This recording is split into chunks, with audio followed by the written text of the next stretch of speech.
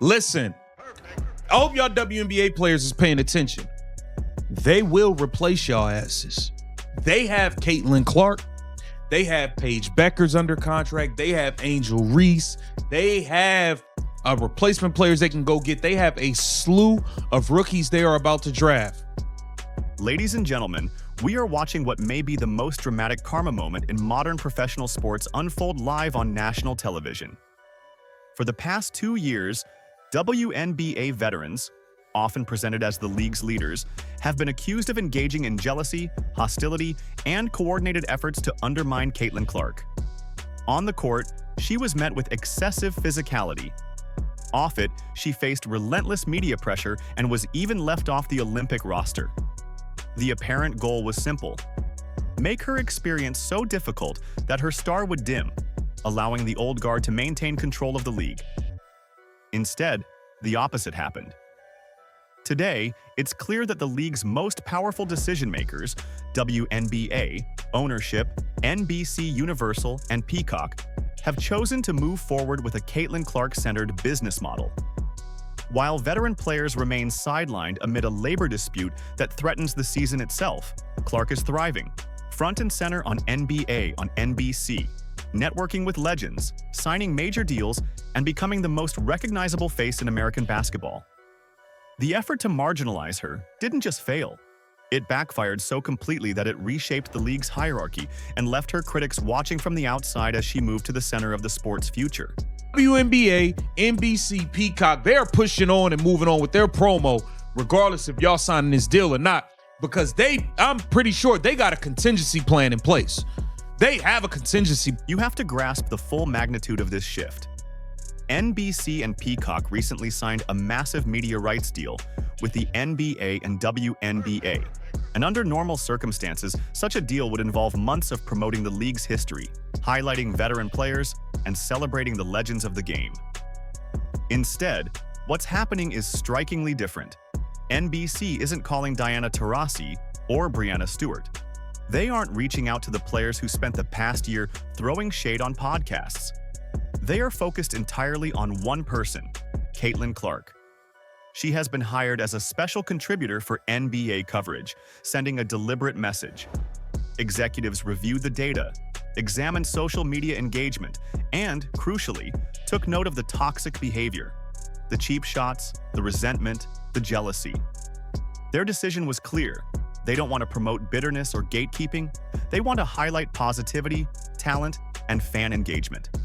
Caitlin Clark embodies the future of the sport: high skill, marketable, and fan-friendly.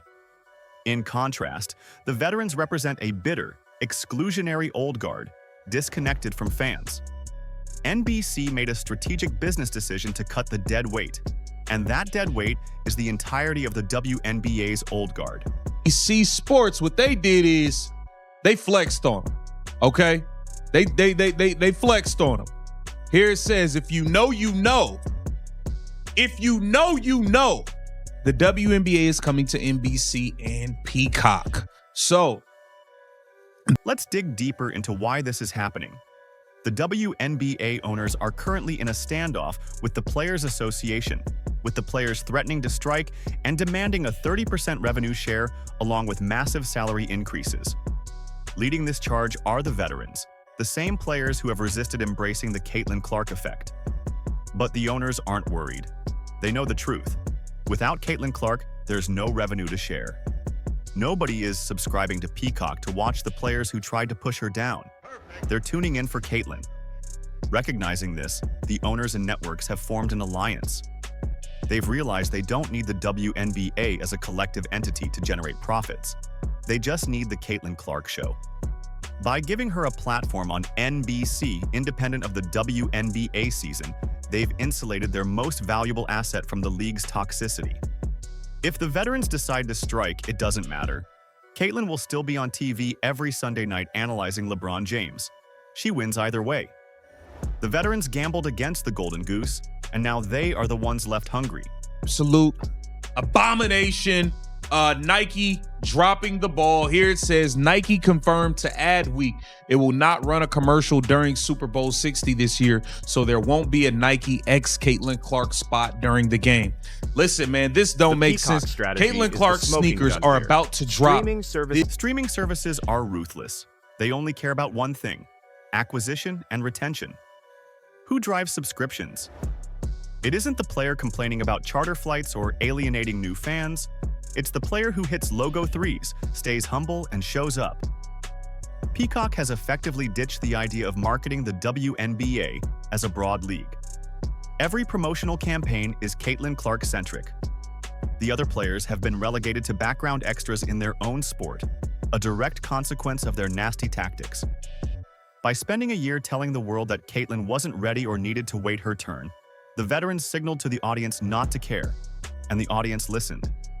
They care only about the player they tried to bully. The gatekeeping veterans locked themselves inside a burning building while Caitlin walked out the front door with the keys to the kingdom. Imagine the psychological blow. 10-year veterans, multi-time champions, watching NBC fly Caitlin Clark to Madison Square Garden to sit alongside legends like Vince Carter and Carmelo Anthony, while they sit at home wondering if their paycheck will clear. This is a wound of their own making. Had they welcomed her, mentored her, and recognized that a rising tide lifts all boats, they would be sitting next to her, earning endorsements and sharing the spotlight. But their jealousy and ego blinded them. NBC has moved on, recognizing that Caitlin Clark transcends the WNBA. She is bigger than the league, bigger than the veterans, and a cultural phenomenon that doesn't need anyone's permission to exist. The nasty tactics weren't just physical, they were systemic, from referees swallowing whistles to coaches making snide remarks and legends diminishing her accomplishments on podcasts. Corporate America watched, and corporate America hates liability. The veterans became bad for business, turning the WNBA into a soap opera of drama and hate, while Caitlin remained professional, played hard, signed autographs, and respected the game. NBC is rewarding that character, validating the fans who defended her, and signaling that professionalism and humility matter. This move signals the end of the era of the gatekeeper veteran. If you want to be a star in this league now, you must embrace the new program. The owners are done coddling players who hold the league back. By empowering Caitlin so visibly, they've stripped power from the union. The veterans can threaten strikes, protest, or post on social media, but they cannot stop the machine. It has chosen its driver, the rookie from Iowa. The lesson in humility will be studied for decades. The veterans held the winning lottery ticket and tore it up, and now they are watching Caitlin print her own money while they beg for scraps. They lost the media war, the fan war, and now the financial war. NBC, Peacock, the owners, and the fans have spoken. The WNBA is no longer a democracy of players. It is the kingdom of Caitlin Clark. Those who tried to cancel her have only canceled themselves, and the revolution will be televised without them.